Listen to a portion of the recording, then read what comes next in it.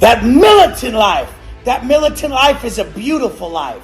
You're always free from boredom, desire, and vice. Everything that sets in when you operate at a low frequency. In the penitentiary, particularly the SHU, where you have to live a militant, structured life every day to even survive mentally. At that point, you're just in a cell by yourself, keeping your mind right, keeping your mind structured. Those negative thoughts within you guys are destroying you because you don't understand that 1, 2, 3, when you're running through those burpees, when you're running through that workout, when you're running through those reps, when you're earning that love for self, when you're earning that gratitude for life, that's where the freedom occurs. You don't get it? You don't get it? The only thing that eliminates suffering is more suffering. The only thing that cures pain is greater pain. You have to run straight into it. And everybody out here got so fucking comfortable because of their expectations. Your expectations are killing you. You have high expectations and a low work ethic, motherfucker. That keeps you completely unfulfilled. In the penitentiary, I built an unbreakable mindset with two things: low expectations and a fucking unbreakable work ethic, an unfathomable work ethic. This made me completely fulfilled because one outweighed the other. Out here, everybody thinks they deserve something they're not fucking working for. So it's utter unfulfillment across the board. What you guys don't get, I didn't come on here to make fucking millions. I came on here to show what worked for me. I stepped out of the penitentiary 4.5 years ago. I started posting on Instagram because I was finding out a fucking wreck. I was finding out a fucking problem anymore. And all I could do was be proud of that. That's where it all starts. That's where everything starts. You being proud of your conduct and character. You guys are being driven by the wrong fucking outcome, the wrong expectations, and the wrong result. The real result is that you woke up this morning with pain in your chest and you decided to go extinguish that with more pain. The pain that builds you. The sacrifice that gets results. The sacrifice that leads to success. Because sacrifice is paradise. And people don't understand this perpetual pleasure chase will eat them alive. It's going to eat you alive, motherfucker. I had to bury the old me. The old me was a pleasure chasing bitch of a man. Always thinking he wanted to kick his fucking feet up. That's where all the problems come in. Comes in quick. Boredom. You're looking around for something to do. Leads right to desires that are never going to be met right now. Then you just go chasing those vices. Because you're an instant gratification seeking motherfucker.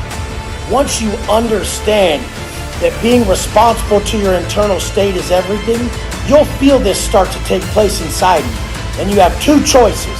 Run down that path of self-sabotage or run straight to that self-investment that is a true depiction of self-love. If you fucking don't believe in self-love, self-investment, building yourself, and a positive mental attitude, you're so fucked. There's so many cynical fucks out here who really believe that shit's pixie dust. That shit's earned, motherfucker. You can tell someone in a low frequency state. You can see them. You can feel them.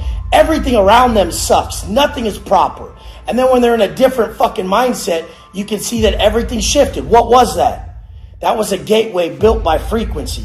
Your frequency is what you frequently see. And if you know how to heighten yours, you'll stay impervious to defeat in every fucking area. How the fuck did we operate at this level in the SHU the whole fucking time? How the fuck have I not missed out here the whole time? How? Because holding my word, the pride attached to that, is the first foothold of a higher frequency. Damn, I'm up again, motherfucker. What? You can't stop me. That's my choice.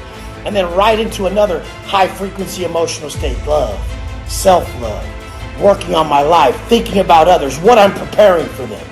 And then we automatically elevate up to a stage of enlightenment where true internal peace is gained. You think you're showing up to the workout for some muscles to get. You're going to the workout to get. I'm going to the workout to get rid of, motherfucker. Because clarity is power. The second I have that clarity, my thoughts and desires and everything negative is gone, so I can really operate at my highest level. You understand this? Everyone's going at everything backwards. Success is subtractive. You have to get rid of all that negativity inside you to live a great life. And it's going to be every day. As Aurelius said, straight, not straightened. You'll never just be free from negativity. One energy exchanges to the other. It's there. You're never going to be free from it. Trying to unmake negativity would unmake positivity because everything exists simply by contrast. So you have to use that negativity to build. The true alchemist turns the world into words. You're turning the world into words. You know that this painful event is the fucking catapult that's going to send you right into your next level of success.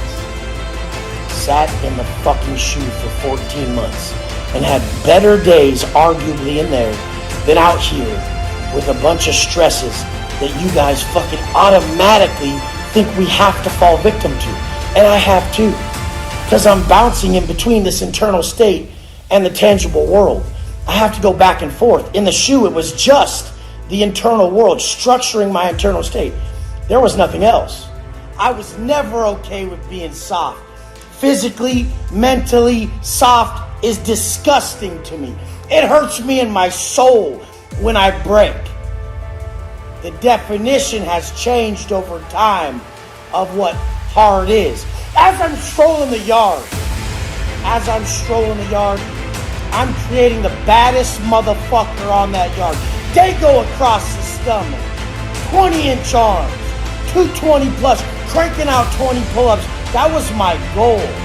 That was my goal when I hit the prison yard. I did that in 3 years. Was the biggest dude by far that had cuts on the yard. Soft never sat well with me. And every time I was a drunk, blubbering bitch of a fucking broken broad mess, crying and fucking hungover, or I did something wrong that I had to pay for, whooped someone's fucking the shit out someone at a bar, got scared about it, pistol whipped a motherfucker or something, whatever the fuck I did, that I fucking felt later in my soul, and I knew the cops were coming.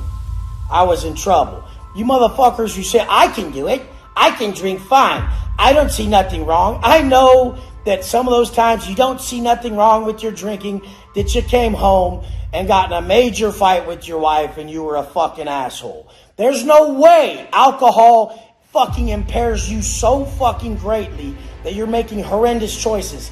That ain't you. That's why they call it spirits. Yours is gone, motherfucker. As soon as you consume that bullshit, that weakness, that courage in a bottle, that pussy man's fucking juice.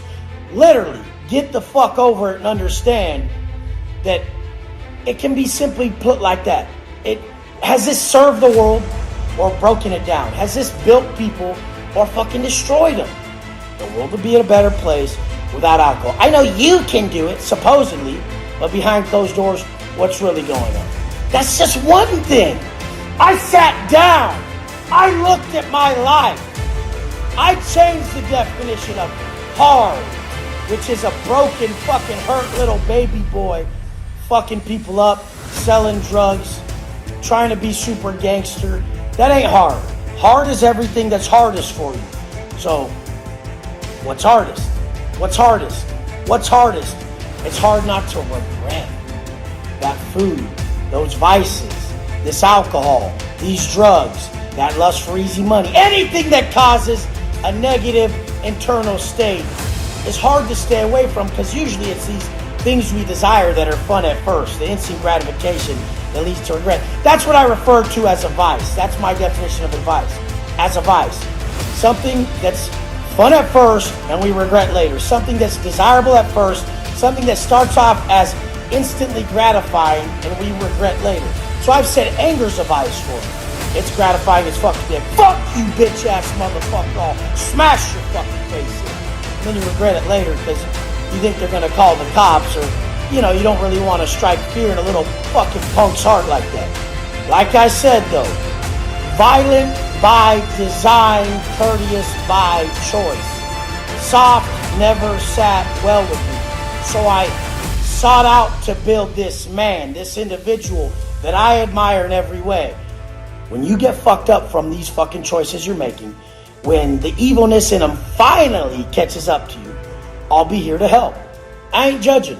When I help you, I help me. That's how all of this works. Help the next man by being a solid example. Hey, Wes, The Rock has whatever his tequila name is, and he's fucking doing pretty well. If you have 100 million followers and you push a substance like tequila on people, Do you know how many lives you've destroyed? Done! Let's go!